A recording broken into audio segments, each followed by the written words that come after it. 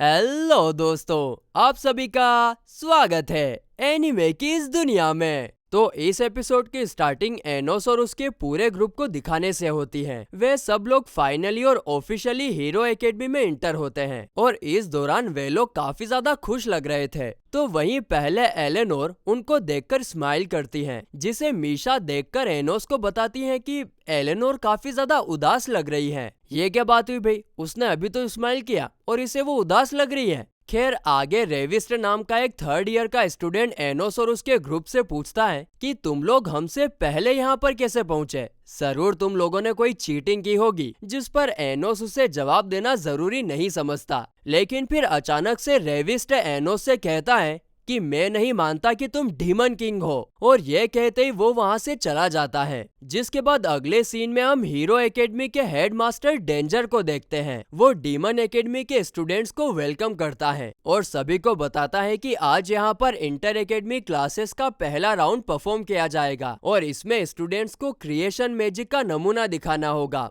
और इसके लिए वो हीरो एकेडमी से चश्मिश को बुलाता है, जो वहां पर रखी तलवार को होली मैजिक का यूज करके एक नई नवेली तलवार में कन्वर्ट करता है। और फिर वो उसका यूज करके पास में रखे लकड़ी के पुतले को निस्तनाभूत करके दिखाता है। जिसके बाद टीचर हिस्टोरिया रेविस्ट को मैजिक परफॉर्म करने के लिए बुलाती है, लेकिन वो कितना भी ट्राई करे उससे मैजिक परफॉर्म हो ही नहीं रहा था। जिसे देखकर चश्मिश और हेडमास्टर दोनों डीमन एकेडमी का मजाक उड़ाने लगते हैं। अब ये देखकर महाराजा एनोस खड़े होते हैं। उनको सब पता है। एनोस सभी को बताता है कि ये इंसानों की चाले चलने की आदत कभी खत्म नहीं होगी। वो कहता है कि यहाँ पर एंटी मैजिक स्पेल यूज करवाया गया है, जो कि सिर्फ डीमन के मैजिक को ही रोकता है। जिसके बाद एनोस एंटी स्पेल मैजिक को तोड़ते हुए वहाँ पर रखे चूहे को एक बड़े से मॉन्स्टर में कन्वर्ट करता है और फिर एक होली स्पेल का यूज करके उसी मॉन्स्टर को एक होली स्वॉर्ड में कन्वर्ट करता है। जिसे देखकर हेडमास्टर और चश्मिश दोनों हैरान रह जाते हैं कि एक डीमन कैसे होली स्वॉर्ड को समन कर सकता है। जिस पर एनोस बताता है कि मैं डीमन हूँ तो क्या हुआ, हम भी होली मैजिक का यूज कर सकते हैं, बस एक डिफरेंट वेवलेंथ पर।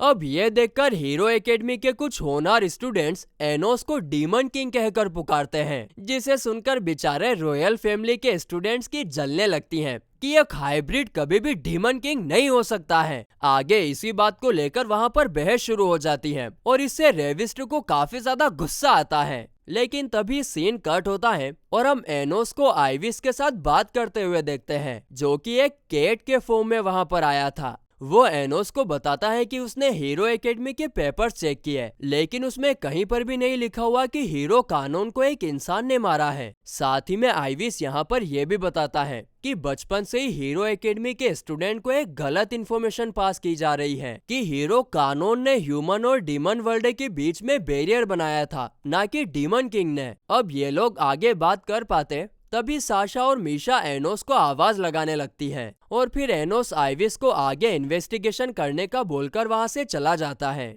जिसके बाद दोनों लड़कियां एनोस को एक फेस्टिवल में लेकर जाती हैं, जो कि जग्गा की याद में मनाया जा रहा था। और हमें यह भी पता चलता है कि आज जग्गा का जन्मदिन है। तभी वहां पर साशा ले और मीसा को एक साथ देखती है। तो वहीं उन दोनों की बातों से हम समझ पाते हैं कि ले अब मीसा को पसंद करने लगा है और इसीलिए वो तीरंदाजी का गेम खेलता है और उसे जीत भी जाता है। जिसके गिफ्ट के तौर पर शॉप का ओनर उन दोनों को शेल से बने हुए नेकलेस दिखाता है, जिसमें से ले एक जैसे ही दिखने वाले दो नेकलेस खरीदता है, जिसे वो वन शेल नेकलेस कहकर पुकारता है। जिसके बाद ले अपने हाथों से मीसा को नेकलेस पहनाता है, जिसके कारण मीसा हम तुम्हारे हैं तुम्हारे सनम, उसका चेहरा टमाटर की तरह लाल हो जाता है। और ये सब दूर से ये तीनों चुपके से देख भी रहे थे। तो वहीं अगले दिन सारी लड़कियां मीसा को पूछती हैं कि उसे ये नेकलेस आखिर किसने दिया, जिस पर मीसा कुछ नहीं बताती हो, लड़की शानी है। तो वहीं दूसरी तरफ ले को पता चलता है कि पिछली रात एनोस, साशा और मीशा ने उसे मीसा को नेकलेस देते हुए देख लिया था। और साशा कहती है कि हमें पता है कि तुम मीसा के पीछे पूरी तरह से लट्टू हो गए हो।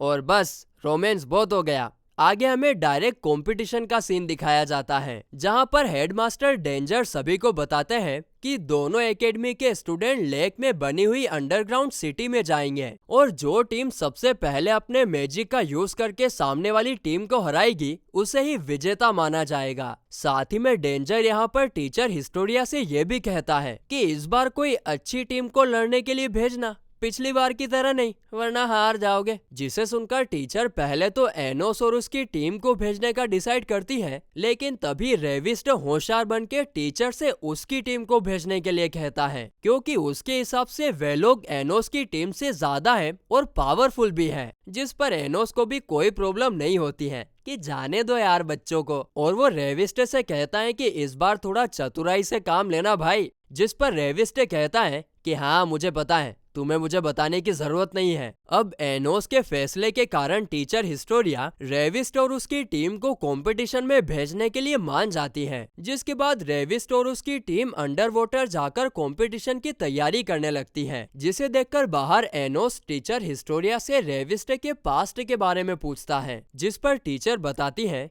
कि रेविस्ट काफी शांति पसंद लड़का है और उसे भी पहले डीमन किंग पर भरोसा नहीं था, लेकिन एक दिन उसने अचानक से भरोसा करना स्टार्ट कर दिया। दरअसल एक दिन जब रेविस्ट कॉम्बैट मैजिक स्पेल की प्रैक्टिस कर रहा था, तभी वहाँ पर टीचर हिस्टोरिया आती है और रेविस्ट उनसे कहता है कि वो कितनी बार भी ट्राई कर ले, लेकिन वो मैजिक को ठीक तरीके से परफॉर्म नहीं कर पा रहा है, क्योंकि वो मैजिक से किसी को हर्ट नहीं करना चाहता। जिस पर टीचर बताती है कि डीमन किंग भी तुम्हारी तरह ही सोचते थे और इसीलिए उन्होंने कॉम्पैक्ट मैजिक को हमला करने के लिए नहीं, बल्कि अपने साथियों के साथ अपने मैजिक को शेयर करने के लिए इन्वेंट किया था। और इसे सुनकर रेविस्ट का माइंड चेंज हो गया और उसने डीमन किंग पर भरोसा करना स्टार्ट कर दिया। तो वहीं रेविस्ट की टीम अंडर वाटर एक कैसल बिल्ड करती है और फिर रेविस्ट अपने कुछ साथियों को हीरोज को ढूंढने के लिए भेजता है और इस दौरान उनके ऊपर बॉडी बिल्डर अटैक कर देता है, जिसे देखकर एक साथी रेविस्ट को इन्फॉर्म करने की कोशिश करता है, लेकिन उसका मैजिक यहाँ पर काम नहीं कर रहा था और इसके चलते बॉडी बिल्डर उसे भी ठिकाने लगा देता है। वहीं दूसरी तरफ हीरो कानून के तीसरे पुनर्जन्म, जिसे हम सीरीज में छोटू कहकर पुकारेंगे, उसने भी रेविस्ट के कई सारे साथियों को ठिकाने लगा दिया था और फिर आगे चश्मिश सभी को रेविस्ट के बनाए हुए डीमन किंग कैसल को डिस्ट्रॉय करने को कहता है। तो वहीं एनोस लेक को काफी बारीकी से देख रहा था, जिसे देखकर टीचर उससे पूछती है कि क्या तुम्हें कुछ अजीब लग रहा है, जिस पर एनोस टीचर को अपनी डिमोनिक आइज देता है और टीचर लेक की तरफ देखकर हैरान रह जाती है, क्योंकि वहां पर एक जगह से ना होली वाटर निकल रहा था और इसके कारण डीमंस यानी रेविस्ट और उसकी टीम वीक हो रही थी और सेम टाइम पर ह्यूमंस यानी चश्मिश और बॉडी बिल्डर ये सब लोगों को होली वाटर से पावर मिल रही थी। आगे रेविस्ट के साथ ही उसे बताते हैं कि अपोनेंट्स की टीम उनके महल के करीब आते जा रहे हैं, जिसे देखकर रेविस्ट उनके ऊपर अपने सबसे पावरफुल मैजिक स्पेल से हमला करता है, लेकिन हीरोज तो होली शील्ड का यूज करके उससे काफी आसानी से बच जाते हैं और ये देखकर रेविस्ट हक्का बक्का हो जाता है। जिसके बाद हीरो कानून के तीनों पुनर्जन्म एक साथ आकर महल के ऊपर एक मैजिक ट्रायंगल क्रिएट करते हैं, जो कि उनकी सारी डिमोनिक एनर्जी को एब्जॉर्ब करना शुरू कर देता है और इसी के चलते डीमन किंग का महल डिस्ट्रॉय हो जाता है। और किस्सा यहीं पर नहीं रुकता है, आगे छोटू अपनी छोटी सी होली स्वॉर्ड की मदद से रेविस्ट पर अटैक कर देता है। तभी सीन कट होता है और टीचर हिस्टोरिया हेडमास्टर डेंजर के पास जाकर सभी स्टूडेंट्स को रेस्क्यू करने के लिए कहती है, जिस पर डेंजर कहते हैं कि मैंने ऑलरेडी रेस्क्यू टीम को इन्फॉर्म कर दिया है, लेकिन उन्हें आने में थोड़ा टाइम लगेगा। जिसके बाद हिस्टोरिया डेंजर से कहती है कि मैं होली वाटर के यूज और रिक्रिएशन मैजिक के वक्त किए गए सेटअप की रिपोर्ट जरूर करूंगी। जिसके बाद हिस्टोरिया खुद पानी में स्टूडेंट्स को बचाने के लिए जाने का डिसाइड करती है, लेकिन एनोस उन्हें रोककर अपने मैजिक का यूज करके सभी स्टूडेंट्स को सही सलामत लेक से बाहर निकाल लेता है। आगे टीचर हिस्टोरिया रेविस्ट को अपनी हीलिंग मैजिक का यूज करके हील करने की कोशिश तो करती है, लेकिन रेविस्ट पर उसका कोई असर नहीं हो रहा था और इसके जवाब में डेंजर कहता है कि यह होली मैजिक की चोट है, जिसे डीमंस अपने हीलिंग मैजिक से कभी भी ठीक नहीं कर सकते हैं। तभी एनोस सामने आकर रेविस्ट को हील करने की कोशिश करता है, लेकिन रेविस्ट उसे साफ साफ मना कर देता है। जिस पर एनोस कहता है कि मुझे तुम्हारा यह एटीट्यूड पसंद आया, लेकिन तुम्हें अपनी टीचर के बारे में भी सोचना चाहिए,